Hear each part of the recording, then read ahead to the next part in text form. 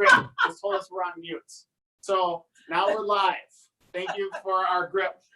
Welcome to Lunch and Learn. My name is Mike. You saw me mime everything to you. Every other week here for the last couple weeks, we've been showing you what happens here at Open Arms of Minnesota. And this is Leah Hébert Welles. She's our Chief Executive Officer. That's what you've missed so far. Nothing else has happened. We're 6 feet apart. We are. There's a plate of cookies here on the table. She's wearing a mask. I have a mask on. This is hand sanitizer. That's what you've missed so far. You haven't missed anything else. Welcome. Thank you to whichever grip just opened the door. We have a full team, 47 people helping us with this production today. Photographer Kyle is doing a fantastic job as well. Hey, we'd love to hear your questions about Open Arms of Minnesota. Now that you can hear us, we'll actually answer your questions. Whether you're watching on Zoom or Facebook, you can post them on either platform, and we will answer them throughout the hour. But before we get into your questions, Leah, we'd love to hear about your background. I want to hear about you, okay? You have quite the storied background working in nonprofits, and I know you just celebrated another anniversary here at Open Arms. Yep, so 7 years. Oh my gosh, congratulations. Yeah, this is my 21st year of being an executive director. Wow. So I just started pretty young. I was 27 when I was at my first executive director job. So you can do the math there. But I started, I worked in a variety of nonprofit organizations. My most recent place was a very small community clinic. And I think the tie that binds for me, that binds them all together is about access. So I just always want to work for a place that's providing access to resources for people in the community. And so that was really what spoke to me about Open Arms. And it's what's been the thread of my career so far. What do you love the most about this job and this organization? For me, it's one of the things also that I miss the most right now in the pandemic is the community piece. So, I love our mission. I love our clients. I never fully understood how much food means to people until I got here and really started to hear the stories about food and about the meaning of food in people's lives. But what I love so much is about the community that we build here and how so many people come here as volunteers, as stakeholders, as supporters, and create this community of kindness, I call it, for people they've never met, and just making the world a better place, one chopped carrot at a time. One chopped carrot at a time. 7,500 volunteers come through our doors every single year here at Open Arms in Minnesota. And this year, obviously, COVID-19 has played a huge factor into the number of volunteers that we're able to have come inside of this building. It's changed how we all live. And Open Arms is providing an essential service to 1,400 clients every single week here in the Twin Cities. Leah, shutting down wasn't really an option for this organization, was it? It wasn't, and working remotely wasn't an option, and having the employees go home wasn't an option. Right. So we all have to be here. We have people who depend on us, but so many things have changed for us. So let's start with the meal service. How has the meal service, delivery of that meal service to the 1,400 clients a week, how has that changed during COVID? Well, number one, and probably the hardest part for us, is we've had to cut our volunteer group in half. So as you said, 7,500 a year, which really translates to over 100 people in the building a day. And we've had to cut those numbers in half. So we're socially distancing in the kitchen. We're socially distancing at delivery. People aren't coming into the building when they pick up food to deliver to clients. We've just had to cut a lot of the hands in the kitchen and everywhere else in our building, which has been really, really difficult. And those volunteer hours equate to staff hours, really? They do. So every year, the amount, every year it's pretty similar. It's about 30 staff people's worth of volunteer hours. Wow. So it's an enormous amount. And so this year we'll see how that, how that translates for us, but it's a lot less people in our building. And we're currently looking for volunteers. So if you're interested in volunteering, if you're at home watching this right now, we'd love to have you come inside our building and take a delivery route. You can volunteer at our farm sites in the Twin Cities or in our kitchen downstairs, openarmsmn.org. Okay, so we talked about the meal delivery service. How are we keeping staff and volunteers safe here in the building? That's also a big concern, obviously. we've got more cleaning shifts. We're doing our very best to make sure everything stays clean. We've made masks mandatory in our building. Again, when volunteers come in to pick up meals to deliver to clients, they're actually not entering our building, so we've tried to cut down the amount of bodies in our building, and we're of course social distancing in every aspect. And you know, our clients have compromised immune systems. Right. They are absolutely, you know, some of them are incredibly sick and can't have, you know, have any kind of an infection, much less have COVID. And so we're just doing everything we possibly can to keep everybody safe here and keep our clients safe ultimately. Speaking of our clients, you've seen a dramatic increase in the number of clients since COVID has started. Can you dive a little bit more into those numbers and what Open Arms has seen in the number of clients increased and how that impacts the bottom line?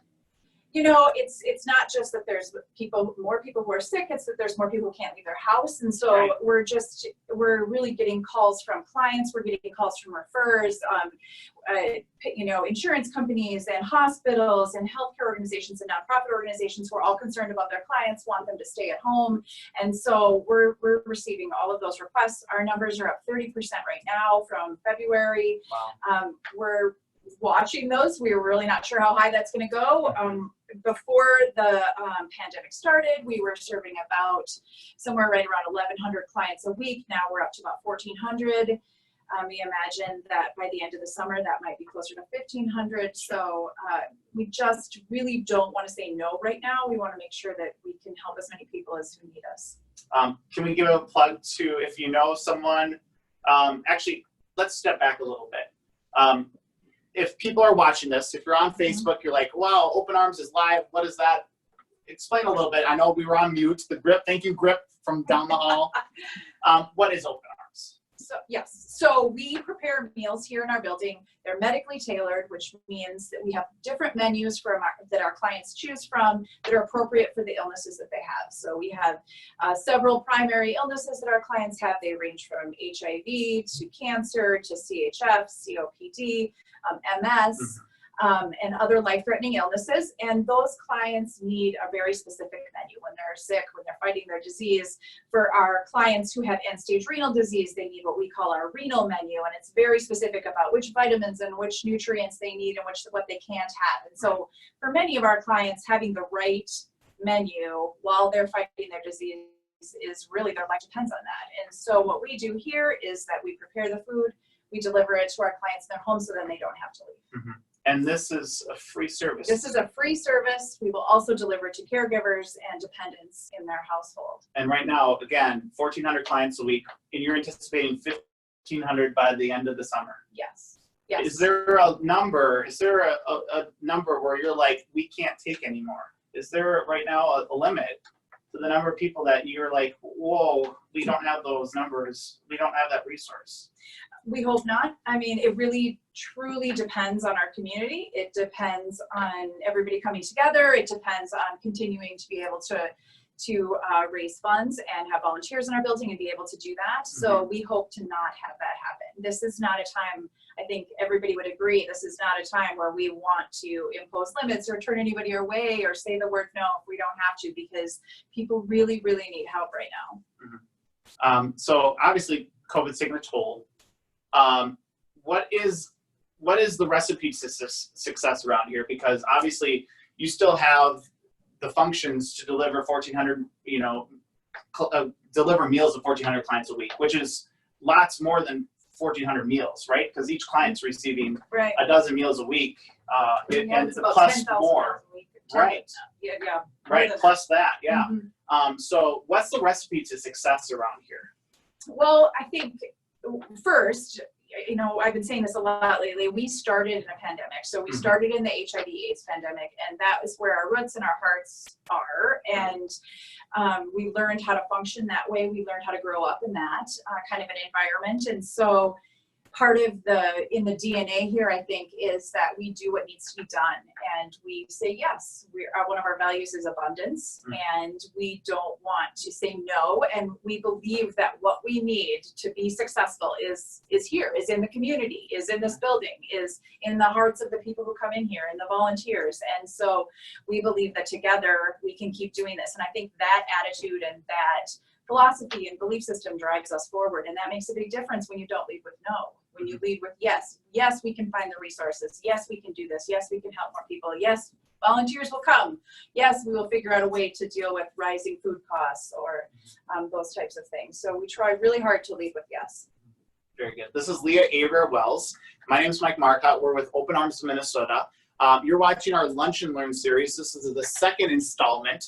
If you missed the preamble at the beginning, you can go to our Facebook page, or if you want to check out our YouTube channel. Our first Lunch and Learn was out at one of our urban organic farm sites called Open Farms. And we gave you a really awesome tour of a farm off of West 7th Street in St. Paul. We grow produce at those farms, and then we use that produce in meals that we then deliver to our clients. And you can volunteer at those farms. So go to our YouTube page or scroll down on our Facebook page, click the videos tab. You can check out that video. And then this video, obviously on demand as well after the fact. So share it with a friend. We'd love for you to spread the word about what we're up to here in South Minneapolis. You got to travel a little bit lately, Leah. You went with Senator Tina Smith. Open Arms celebrated a huge milestone lately. Tell the fine folks what that milestone was and where you got to go.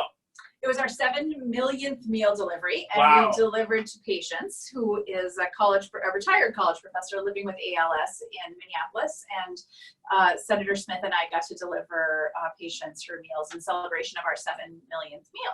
Oh, and a rewarding moment for you, I'm sure. It was a wonderful moment, and Patience was just incredibly gracious. She welcomed an entourage into her home, all masked up and trying to socially distance. And we were able to visit with her. And again, the best part of my job is hearing about the impact that our food has in her life. So it was wonderful. And you've been here for 7 years now. I have. And this last million, from 6 million to 7 million, took you how long to get there? 1 million meals is taking us a little less than 2 years. Wow. And you know, if you know Open Arms history, the first million took how long? I'm gonna have to look down because I wasn't here back then. Right. 20 years. So I think it took 20 years to deliver the first You're about million. maybe 22, 23 years old. Yes. Oh, yes. Absolutely. But it took 20 years to get 1 million, and now the last million took us only 2 years. Yeah, to less than achieve. 2 years. Yep. Just shows the rapid growth. Rapid growth. Yep. When I got here, we were in between 3 and 4 million. And now we're at 7. 7 million. Mm-hmm. And this year, 2020, we're anticipating how many meals being delivered out? Oh, I would guess, if I had to guess, because it's going to be a big year, Right. because of the clients in the pandemic, it will be somewhere right around 700,000. Wow. Yeah. That's a Free lot. meals. Free meals, too. Free meals going to people who have life-threatening illnesses. Wow. Also, beyond those meals to those clients, their caregivers, and their children, their dependents, Open Arms is once again serving meals to children and students while school is out for the summer. Tell us about that program, too. Also a favorite of mine, I think it's really important to be good neighbors. Open Arms, another value of ours is a strong community. And so as part of this community in the Phillips neighborhood, we are delivering meals to 2 community centers, the East Phillips Park Cultural and Community Center, and then the Little Earth Residents Association, just both down the street. Mm-hmm. We deliver meals specifically to kids who are at risk of going hungry during the summer. So usually if they were in school, they would be getting subsidized lunches, and for some of them, the only meals that they get a day. And so during the summer, they run a higher risk of going hungry. So we're providing meals. We're delivering those meals every day to those community centers. And what's in those meals? Well, in the past, they've been hot meals. So Okay. we obviously that's not possible. Now they were hot congregate meals. Everybody would come together and eat together. And so we had to change things up, obviously, so that kids could pick up meals and go home. And so we like to think of them as Lunchables on steroids. So they are... they're packaged in a compartment. I think they're looking at a picture of I them believe right we now, have some up. Yep.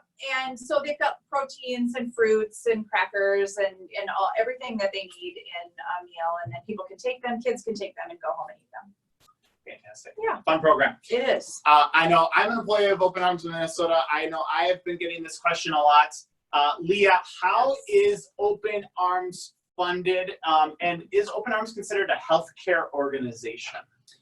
You know, I get asked that question all the time too, and I look at it like we sort of straddle some interesting territory between a healthcare organization and a nutrition organization or food organization. So we're not a hunger organization, although many of our clients live in food deserts or are food insecure.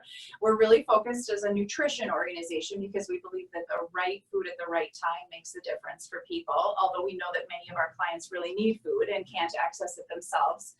And then how are we funded? So, you know, like I said, I've been doing this 21 years, and Open Arms, I think, has one of the healthiest funding mixes of any nonprofit I've ever worked at. For people who don't know, one of the things that, you know, our sort of governance agencies look at is, do you have a diverse funding pool? So do you depend on one donor or one foundation for most of your funding? And luckily here, the answer is no, we don't. We have lots and lots of people who fund us. We have earned revenue, which is really wonderful for a nonprofit. So that means we sell catering, and we sell boxed lunches, and we sell our cookies, and that helps us pay for our meals and do what we do. And then we also have incredibly generous donors, individual donors who give through events, and we have corporations and foundations who give. So we just have this wonderful mix, and it's very proportional, and it's a really healthy revenue stream, which is great. Okay. That was a question that was submitted by one of you. And if you have a question right now, whether you're watching on Facebook or on Zoom, operators are standing by. They'll take your question. They'll send it over to me. I have a contraption right here that will get your questions in, and we'll ask them right to Leah. So if you have a question, don't be hesitant and ask away, please. Hey, we have another question coming in. So COVID obviously meant the cancellation of one of the biggest annual fundraisers of the year here, if not the biggest. Actually, I know it is the biggest. It is. I plan it.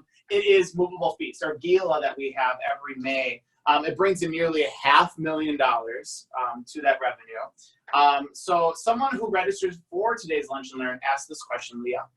What are some of the creative fundraising ideas that are in the planning stages? And I'm interested in this answer because I plan the events here at Open Arms in Minnesota. I think you may have helped me with this. I might have helped with the answer, but what's in the planning stages, Leah? What have you approved? I'm going to sit back and listen to this one. I mean, honestly, I think, as you know, we're trying to figure out how Movable Feast 2021 is possible. Right. So, I mean, I think it's in all of our hearts that we hope that we can do Movable Feast again sometime in May, June time in 2021, because it is an incredibly fun event. We've been doing it for, gosh, I think 16 years, and everybody has so much fun, and we raise $500,000. So, that being said, hopefully it will happen. It might look different. It might be, some parts of it might be virtual, some parts might be in person. I'm not exactly sure. I don't think you're sure. Nope. And I don't think anybody's sure, given how things are changing. As some of you know, Thanksgiving is a very big deal here. We provide each of our clients a Thanksgiving meal free of charge, in addition to their regular meals. So we have fun things that we do, like a turkey drive, and my hope is that the turkey drive will continue, and that we'll be able to do some sort of a Thanksgiving event here. And then I think you've got some fun things planned around the holidays. We sell holiday cookies, and we still have our fingers crossed we can have some kind of an in-person event this fall. And if we can't, we will, you know, maybe push it out a little bit longer, but we have several milestones here that we need to celebrate. We usually celebrate our volunteers with a volunteer appreciation event. So this building turned 10 years old. And so we wanted to have a 10-year anniversary party for the building. And so anyway, there's a lot of celebrating we like to celebrate here at Open Arms. So hopefully we'll be able to have some of those events coming up. Fingers are crossed. Fingers are crossed, everybody. So keep tuned in on our social media channels. If you are a volunteer, keep logging into our volunteer hub. And also, if you don't subscribe to the Weekly Dish e-newsletter, whether you're a volunteer, a donor, just want to know what's happening here at 2500 Bloomington, you can sign up for the Weekly Dish newsletter right on the main page of openarmsmn.org. So lots happening around here. Yes. We're hopeful. We're extremely hopeful. Also coming up, Leah, Open Arms obviously wants to showcase their chefs. Our chefs downstairs in our kitchen. Anyone who's volunteered here knows that our chefs are extremely creative, and right now we're not able to showcase that creativity because of those canceled events. So We have, as you mentioned, earned revenue. We do pop-up dinners, which are really fun. We haven't been able to host one of those. We have catering services. We really haven't been able to do any catering to a substantial extent. What does all of that earned revenue, what does that look like moving forward?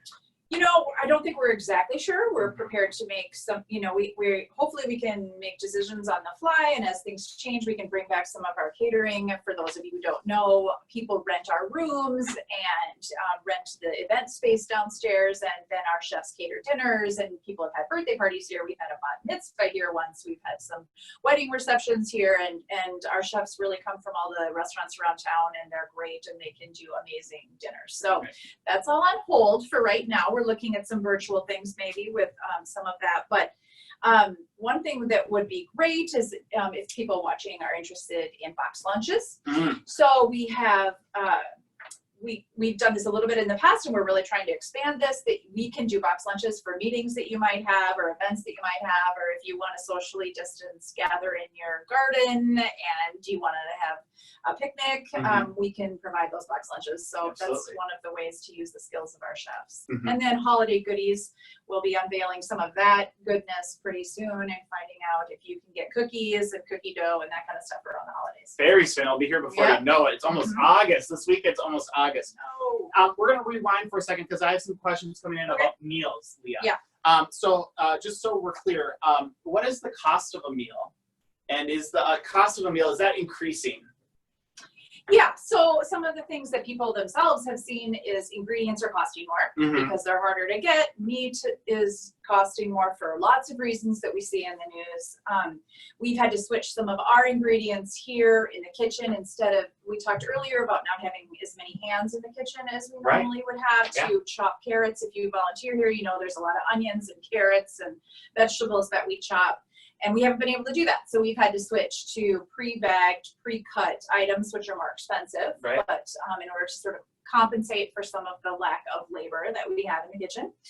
And so that's made our meal costs go up. So right now, the cost for our meal is right around $6.50. And some meals are more expensive depending on some of the services that we can provide our clients. So it's somewhere right around there. But sponsoring a meal for a client would be about $6.50 a meal. And that breakdown is actually on our website too, so you can go check that out. And right at the top of the main page of openarmsmn.org, you can go see that breakdown of what you can do if you'd like to donate. We're not asking you, we'd love for your donations. Of course, but we're not asking. We're not asking right now, but you can go see that breakdown actually of what your dollars do for Open Arms. So it is about $6.50 a meal right now, but you can go check that out on our website as well. So thanks for your questions. Keep them coming. We'd love to hear them. So with that increase in clients, with the increase in costs, with all this happening here in 2020, what a year it's been. You've also had an increase of staff because we just have so much going on around here. We do. So there's a lot of new faces around here. I've noticed many. You're also looking for new faces, Leah. Who are you looking for? You have the mic, you have the platform right here. You're looking I'm for going to read them so I don't forget. Yeah, right. Let us know who you're looking for. I mean, just to preface too, is that we are in a very lucky spot. There's a high demand for what we do. People are wanting us to help them, and a lot of nonprofits aren't in that situation right now. So we feel very fortunate to be in a good spot to meet the needs of what's happening in our community right now. And so we are hiring, and I have to say that people should check the website often because we have things coming up and we are hiring, and sometimes that just pops up. I think we may be even hiring some temporary staff that kitchen staff that are not on this list. So, but right now we're hiring contract manager and reporting specialist, which is not as boring as that title sounds. It's much more interesting.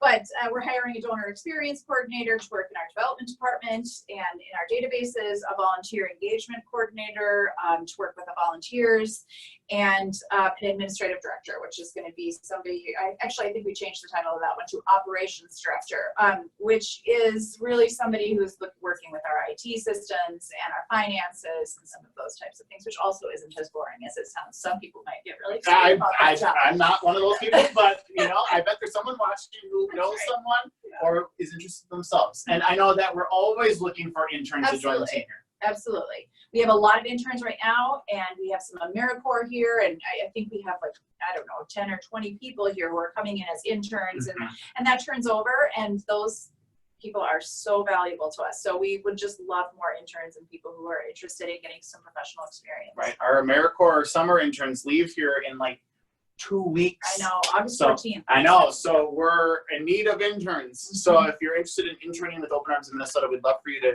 fill out an application on our website, openarmsmn.org. Okay. Speaking of other needs, there are a lot of people watching right now, a lot of volunteers who have reached out to us who have wanted to help Open Arms continue its mission. What are Open Arms' biggest needs right now? You know, volunteers. And so that hasn't been the case. People who know us know that isn't, you know, right after the pandemic started, we've never wanted for volunteers. Our volunteers have been lovely and wonderful, and they still are. But a lot of people are going on vacations, and the summer months tend to be a little bit tougher to fill some of our shifts. And so we're really encouraging people to sign up for volunteer orientations and come in and volunteer. We really can use some people in the kitchen right now. We need reception volunteers. We need obviously delivery volunteers, but we also take volunteers in cleaning shifts. And as we talked about earlier, those are pretty critical. So I'd love for people to consider volunteering if they've got a little extra time on their hands. And let's break down that volunteer orientation just a little bit, because we are keeping that, you know, socially distant, and we are keeping it down to groups of 10. 10, yes, you're right. So it used to be 20 or 30 people, so now we're doing more frequent volunteer orientations. People should check on the website as we continue to add more. If demand keeps coming in, we'll add more. They're small groups, socially distanced, and we'll do them frequently if we have the interest. We'll have more people here. Yeah. We need more people to help us out. It's true. 35 years of Open Arms in 2021. The organization started in 1986. If you're doing the math in your head, I'll help you out right now. What's in store? Big anniversary year next year, Leah. What are you planning? We're planning on how to get through the week this week. I would say there's going to be surprises. We have started talking about 2021. It's hard to believe that it's 35 years already. We celebrated 30 years like yesterday, I feel like. Right. So this will be my second big anniversary here. So we're excited. And I think there hopefully will be a movable feast. Hopefully we'll have some other events that would center around the anniversary. You know, we're crossing our fingers and hopeful that we can see each other in person rather than just virtually. Right. More in-person stuff. Yeah, but surprises. We're so hopeful. people should wait and see. We're gonna have some surprises for our anniversary. We've talked a lot about meals this last half hour. What is your favorite meal downstairs that Blake and his chef team is making down in the kitchen? Well, we have soups. I don't think we talked about that, but clients get lots of different things. When we deliver meals, they get salads and sandwiches and soups, and the soups are actually my favorite.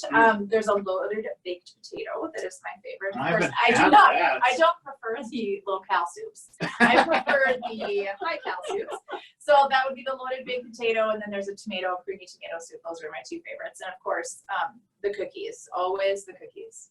But the cookies, what is there a particular cookie that you prefer? Well, the chocolate chip cookies. But you know, like I said, our chefs come from so many different restaurants and bakery experiences, some of the best in town. So like I just had an event and I paid for a cake for the chefs to do a cake for an event for me. And I got so many compliments. It was amazing. It was just amazing. It was great. So they are very, very skilled and they do a great job. We have a great team downstairs, and I know we'll be introducing you on Facebook and you on Zoom to our chefs downstairs. They're worthy of praise in the coming weeks and months, more and more as we do more stuff virtually here, as you can stay connected to us in some way, shape, or form. If you can't make it into our building, we'll stay connected to you on Facebook and Zoom. Oh, here we go. A couple questions for you coming in. Okay. So one of them, when are the chocolate chip cookies coming back into the rotation? Are they just for Leah? No, that's not. Is that a question? This is a question from your senior management. No, when are the chocolate chip cookies going back into rotation? That I don't know. They're apparently very coveted because one of our volunteers downstairs saw me unplate these chocolate chip cookies, and she was like, "Is that the chocolate chip cookie?" I said, "And yes, it is. And she's like, I've been begging for one of those. And I was like, well, maybe you can get one later. And so I don't know if we know that answer. So we don't. They're in high demand. I mean, what I can say about that, and for people who genuinely are interested in how things go in and out of rotation around here, is that we have a menu that the registered dietitians and our chefs agree on together, and they vet it to make sure that everything is correct and that our clients can have it, and then it rotates. And so it legitimately could be weeks before the chocolate chip cookies make their way back, because we switch desserts. We try and have some variety for our clients, and we can't give them chocolate chip cookies every day, all day long, or they would be bored. So it could be a while, but I have it on good authority that we will not withhold the chocolate chip cookies forever. We will bring them back. And you brought up the registered dietitians in 2 weeks. So on August 12th, our team of registered dietitians, and we have a team. It's not just one person. We have a team of registered dietitians here at Open Arms in Minnesota. They're going to be joining me on our Facebook page and on Zoom, and we'll chat about what they do and how they create medically tailored meals and how they work with our team of chefs and how we are able to get away with sending chocolate chip cookies to our clients in a medically tailored meal. And we've been throwing around this term medically tailored meal. Let's talk about that. What is, because that's kind of a growing buzzword. It is, and I think it goes back to what I said before, which is that we believe that the right food at the right time is part of a larger intervention for our clients. So if you have congestive heart failure and you can't have salts, or you're watching your fat intake and those types of things can be very damaging for you. So when we look at what we're going to send out to our clients who have congestive heart failure, our registered dietitians, with their expertise and background, come up with items that they can have and that they can't have. And so a medically tailored menu or a medically tailored meal means that that particular meal is right for you with your medical condition at that time. And so that you might not, somebody else on a different menu with a different illness might not have those same specifications, but for you it's important to get low salt or low fat, and so we've medically tailored that menu for somebody with your condition. So if you're interested in learning more about that and how that team of registered dietitians work, and it's a very fascinating subject of how medically tailored meals work, tune in on August 12th. We'd love to have you join us at 12 noon Central. Also be on demand on our Facebook page and on our YouTube channel, Open Arms Minnesota. Hey, another question coming in for you, Leah. My organization is slowly starting to come back to work in the office. And their question, can I bring in a group from my organization to volunteer at Open Arms? Yes. So we are slowly reverting to some of those things and bringing back some of our volunteer groups. We're doing smaller groups. And so where we used to be able to host a volunteer group of 25 in the kitchen, we can only have 10. So we would love to have some of our corporate and office groups like this one come back. We really, because we can only have 10 people in the kitchen, it's important that we actually have a group of 10. And so one of the things that we're really asking our corporate groups to do is to make sure that they have 10 for sure and not 4 or 5, because we will hold all 10 spots for you and make sure that you guys can all come in as a group, and we'll still provide this wonderful experience and cookies and all that kind of stuff. But we really need all the hands in the kitchen. So if you have 10 people and you want to come in with your book group or your corporate group, absolutely give us a call, check the website. We'd love to have you. We just ask extra special right now that you make sure that all 10 of those shifts get filled. Yeah. So yeah, we're happy to help with your groups. Love them. Yeah, please come our way. What else? Anything that you'd like to share? You have a platform. You have people. The people are listening. Anything else that you would like to share this afternoon, Leah? You know, I can't. No way to put me on the spot. I know, right? This is not this something is that I not know. a pre-scripted question. I didn't ask for this question. Anything that you would like to share? No, I just hope that, one of the things that's been so inspiring about people reacting to this pandemic, while there's bad news in the world, and certainly whether it's been challenging for all of us, and there have been individual challenges that I hear about all the time, and that we all know that that it's been really hard. I think for a lot of people, for me in particular, Open Arms has been a really inspiring place because of that we just continue to be inspired by the community right away. We've had so many calls, so many people saying, how can I help? How can I help? What can I do? I want to be part of the solution rather than be part of the problem.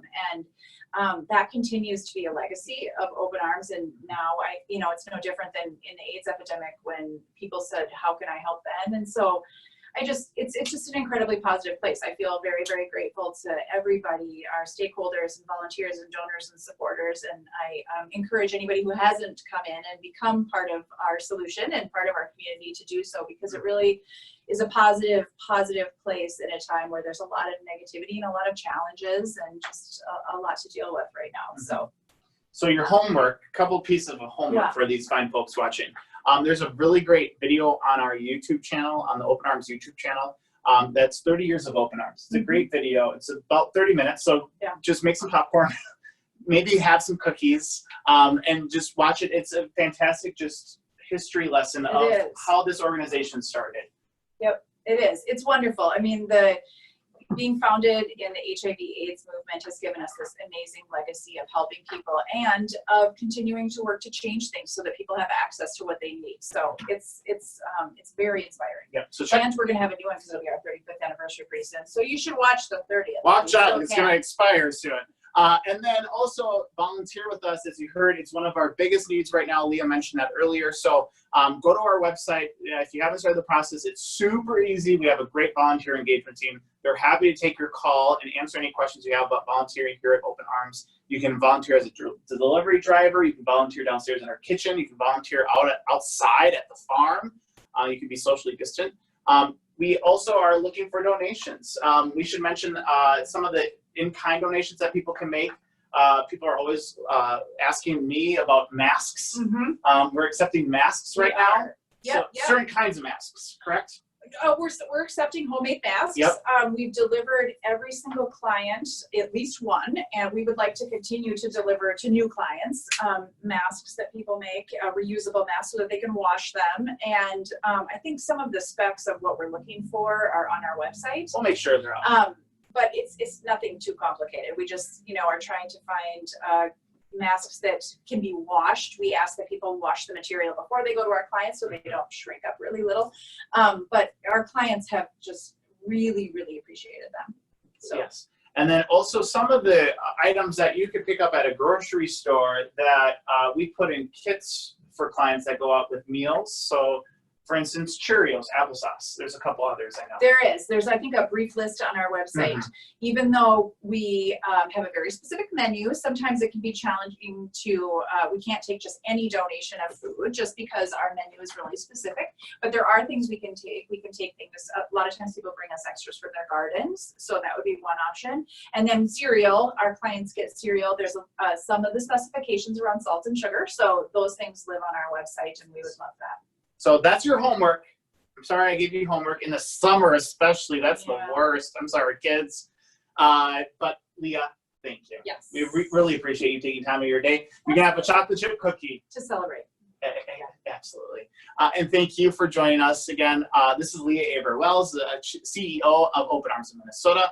My name is Mike Marcotte. I'm the events manager here at the nonprofit. We're right off of 25th and Bloomington in Minneapolis, and we'd love for you to volunteer with us and just come into our building and see what we're all about. Open Arms MN is our website. Our next Lunch and Learn series session is going to happen on Wednesday, August 12th, when the team of registered dietitians here at Open Arms joins me on Zoom and on Facebook to talk about what they do, how they create medically tailored meals with our team of chefs and get those out to our clients, our 1,400 clients that we serve every single week here in the Twin Cities. Thank you so much for joining us and sticking around with us today. Thank you to our amazing camera guy, Kyle, behind the camera. He really appreciate that. Thanks to this plant. Also, thanks to our grip that came in and told us that we were muted at the beginning of the broadcast. Have a great rest of your Wednesday.